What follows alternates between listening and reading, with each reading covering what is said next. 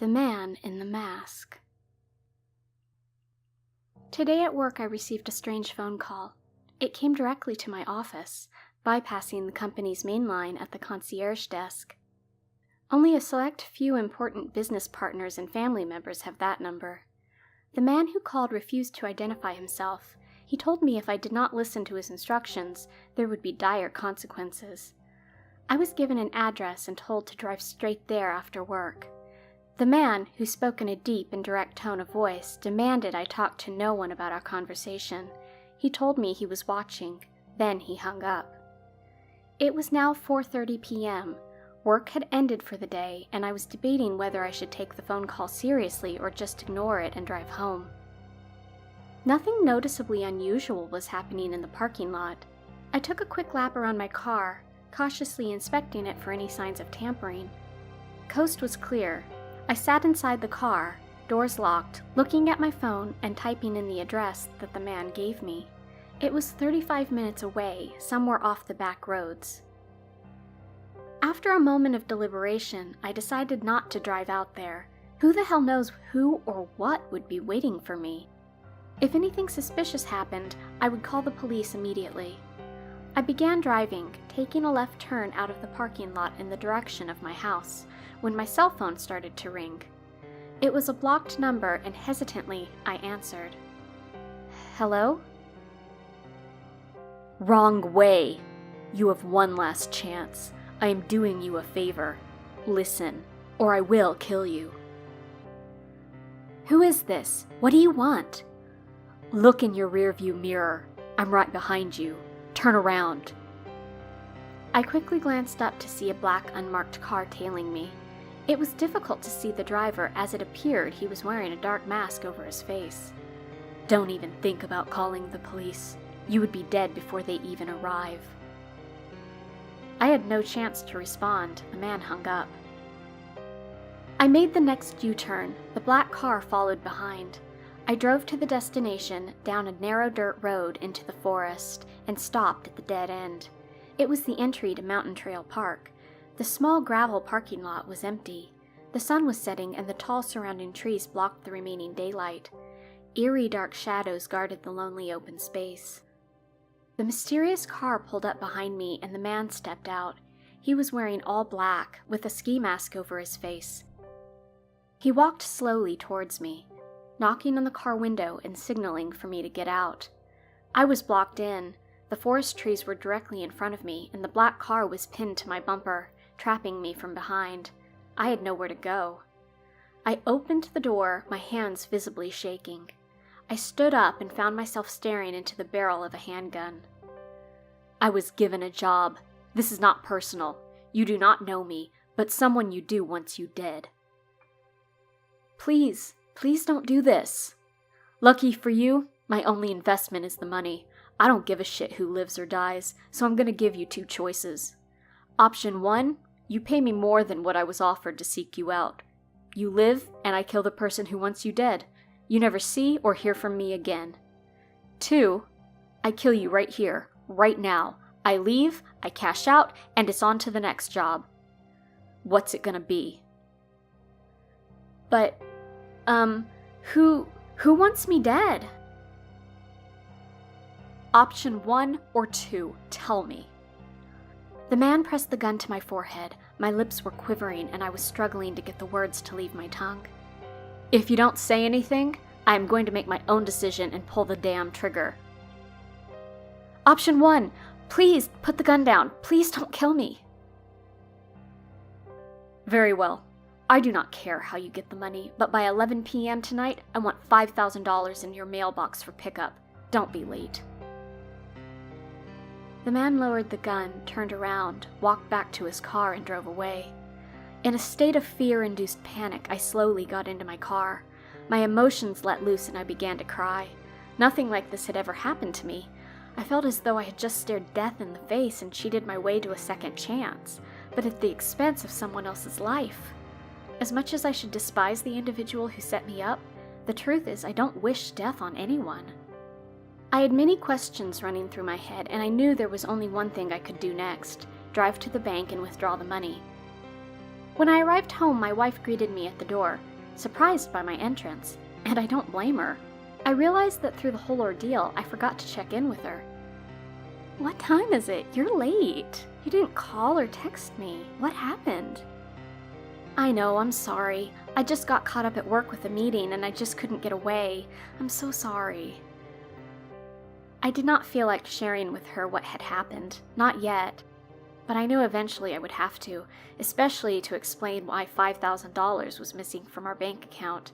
I quickly tried changing the subject. "Did you eat dinner yet? Can I make you something?" "I didn't hear from you for 2 hours. I would appreciate some notice next time. And yes, I did eat. Without you." "I know, and again, I'm sorry. It has been a long day. Can we just relax? I'm about ready for bed." She didn't talk to me for the rest of the night. When my attempts to start a conversation were met with rolling eyes and short answers, I knew now was not the time to tell the truth. It was 10:30 p.m. and I managed to escape the house for a brief moment to put the envelope of cash in the mailbox.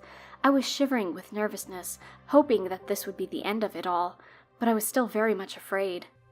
I returned to bed, turning out the lights, and restlessly waiting until the 11 p.m. pickup time had passed. I must have dozed off, but I was startled awake by a pounding at the door. I looked at the clock beside my bed. It was just a couple of minutes after 11 p.m. Shit. My wife, too, had been awoken by the noise. "What was that?" she asked. I didn't respond immediately. I couldn't. The fear of near death I felt earlier had returned. My heart was racing, and I could feel my entire body tense up, when, again, there was the loud knocking coming from downstairs. "Somebody is at the door. Are you expecting someone?" "No, not that I know of," I nervously responded. But I knew exactly who it was. The man in the mask. He told me I would never see him again. I gave him his money. What does he want? Why is he still after me? "What should we do?" my wife whispered. "Stay here. I will go check who it is." I rolled out of bed and quietly made my way down the stairs. Again, the pounding of the front door echoed through the house. I tiptoed my way to the entry window, overlooking the front porch. As I got closer, I could hear the man speaking out loud. "I know you're behind the door. Do not make this difficult. Open it. I am doing you a favor. Do not make me change my mind." My throat tightened. I swallowed a gulp of emptiness, an uncontrolled reflex to ease my terror-stricken anxiety. I knew if I called the police, the man in the mask would most likely find a way inside and kill me before they arrived. I could not think of any other options, no way to escape, so I opened the door. There the man stood, dressed in all black, with the ski mask concealing his identity. "What do you want from me? I got you your money. Please, just leave me alone. I don't want any trouble. Please don't kill me." The man stood there on the porch, not saying a word. I watched as he reached into his pocket and pulled out his gun. I dropped to my knees, ready to beg for my life. But before I could utter another word, the man raised his arm, pointed the gun, and pulled the trigger. For a moment, I was in a state of shock, my ears ringing from the echoing gunshot fired at point-blank range. But I was alive. I looked up at the man towering above me. In one hand, he was holding my envelope full of cash, and in the other, his handgun, still drawn and aimed just over my shoulder. I slowly turned around, glancing behind me, and to my disbelief, I saw my wife laying dead at the bottom of the stairs. "Like I said, you pay me more, you live, and I kill the person who wanted you dead. Nothing personal. Just doing business." I turned and glanced one last time at my wife's lifeless body. A pool of blood spilled out over the hardwood floor. "Cleaning and disposal of the body is an extra $5,000. Would that be something of interest?" I felt sadness, but also relief. It was a favor I did not ask for, but the answer to a problem I had been dealing with for far too long. Believe it or not, we were happy once. The truth is, the woman I fell in love with had been taken from me years ago. I would like to believe it was a result of powers beyond our control, for I am convinced she had become possessed, invigorated by acting on the impulses of evil, Cognizant of her actions or not, she really was starting to drive me crazy. I nodded my head and welcomed the man in the mask into my house. As he was leaving, carrying my wife's limp body over his shoulder, my heart did not ache, but I was instead filled with gratitude. There was only one final question I had for my enigmatic savior. "Do you accept tips?"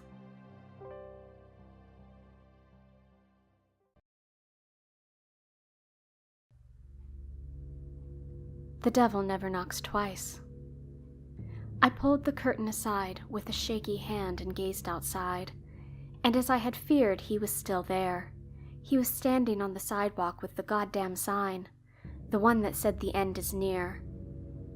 The baton he had stapled to it was resting against his shoulder, while the brown rectangular cardboard with the cheery feel-good message was hovering just above his head. He was staring straight at me, as if he had known that I was hiding behind the thick cloth. The free hand was waving at me like a window wiper on a car only capable of swinging 15 degrees in each direction, and on his face was the most bone-chilling smile I had ever seen. I quickly closed the curtain, and he disappeared from view. Then I leaned forward and took 6 deep breaths to try to calm myself. God, it wouldn't be long now. I just hoped it would be painless and over and done with quickly.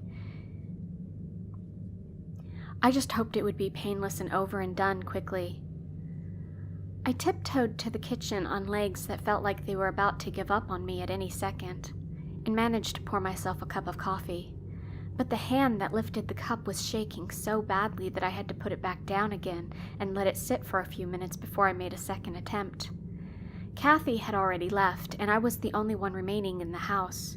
Her shift started at 7, and she had gotten up early in order to beat the rush hour traffic. I had been standing by the window in the exact same spot when she walked over to her car, peeking out through a tiny gap in the curtain.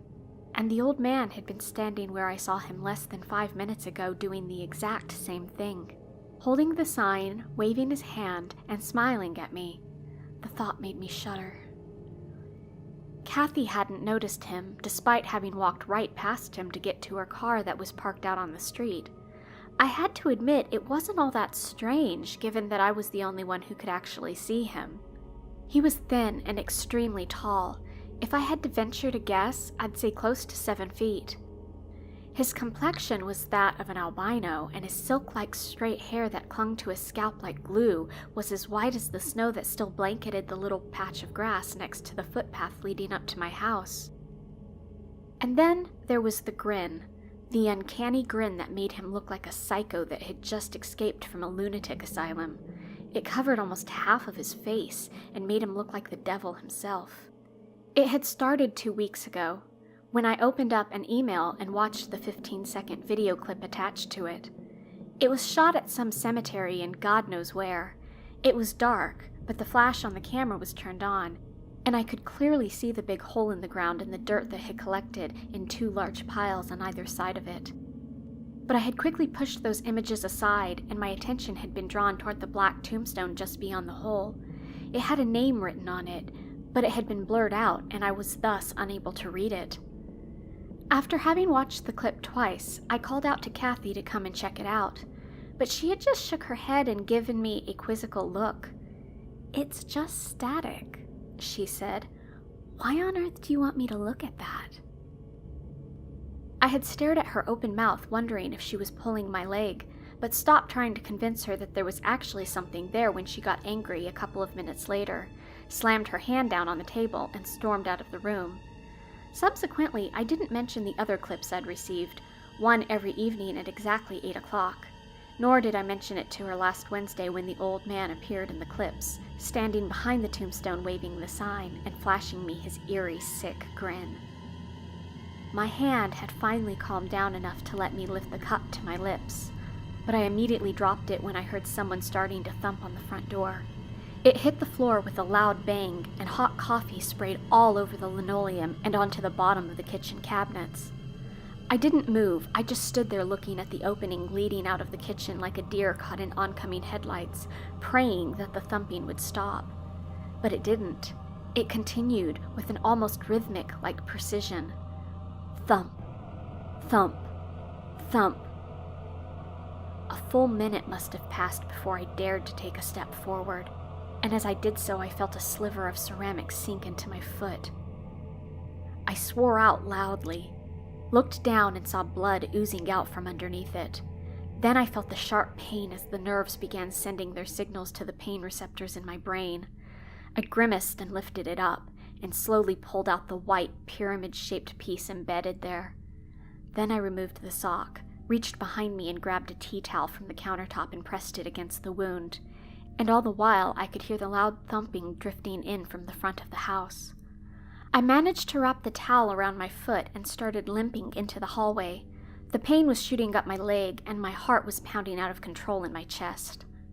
When I saw the door vibrating in its frame like a massive diaphragm in some oversized loudspeaker, I almost collapsed. What the fuck would I do if he managed to get inside? But I was able to move on, despite being convinced that the door would fly open at any second.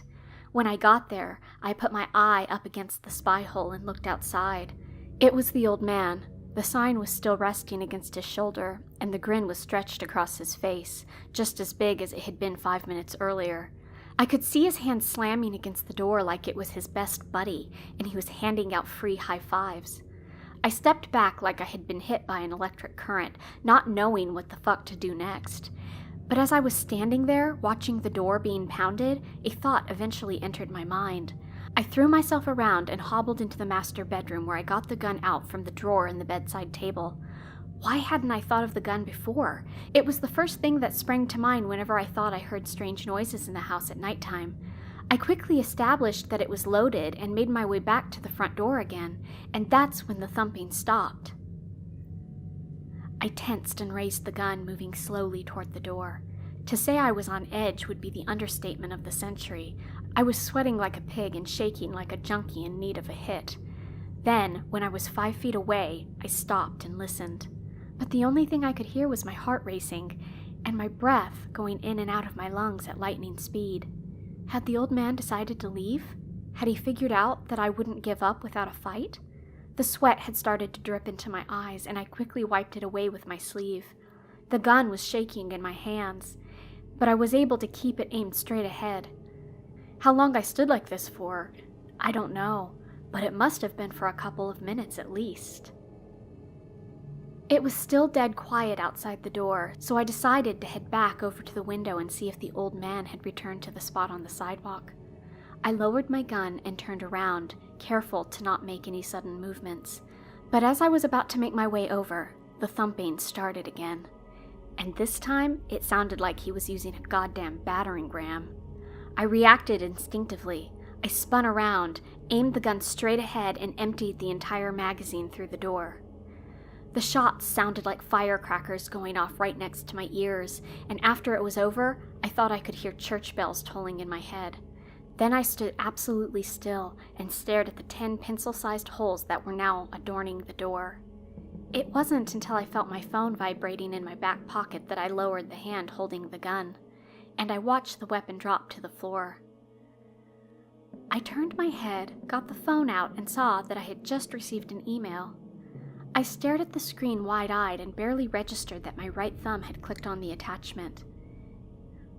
It was another clip from the cemetery. The old man was standing behind the tombstone, but unlike the other times, I could actually read the name imprinted on it. My heart skipped a beat when I read it. It was Kathy's name, and below it, written in golden lettering, was the date of death. It was today. I was completely dumbfounded and felt the nausea hit me like a pressure wave. Had all of this been about Kathy? Was she the one that was going to die today and not me? Then my phone started vibrating again, and I looked down at it. I had just received a new voicemail message. I lifted the phone slowly to my ear and listened to it. It was from Kathy. "Hi, Tim. I just came down with a nasty headache, and I decided to come back home. I forgot to bring my keys, so you're gonna have to let me in. See you soon." The message had been recorded 30 minutes ago, but somehow just showed up on my phone. Then a horrible thought entered my mind, and I felt like my blood rushed down from my brain to my feet. If the message was sent 30 minutes ago, she should have been home by now. The phone slipped out of my hand and landed on the carpet with a soft thud. Then I sprang forward, jerked open the door, looked down, and screamed.